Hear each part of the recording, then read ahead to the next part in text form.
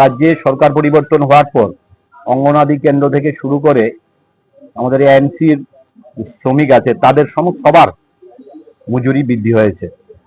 ঠিক তদ্রূপ রাজ্যের মাননীয় মুখ্যমন্ত্রীর নির্দেশে আমাদের রাজ্যের খাদ্যমন্ত্রী আমাদের যে চালের কমিশন ছিল সেটা 142 টাকা থেকে বাড়িয়ে 180 টাকা করার জন্য এটা অর্ডার হয়েছে, সেটা অলরেডি ঢুকছে।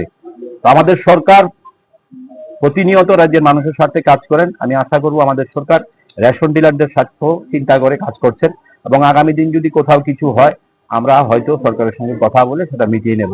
এবং একটা জিনিস মনে রাখবেন, সরকার পরিবর্তন হয়েছে, যারা আধিকারিকরা ছিল যারা আছে এখনো সেই লোকরাই আছে।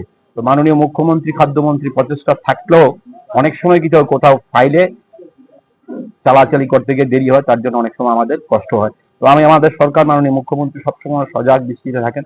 আশা করবো রেশন ডিলারদের স্বার্থে সরকার সবসময় কাজ করে যাচ্ছেন, আগামী দিনে করবেন।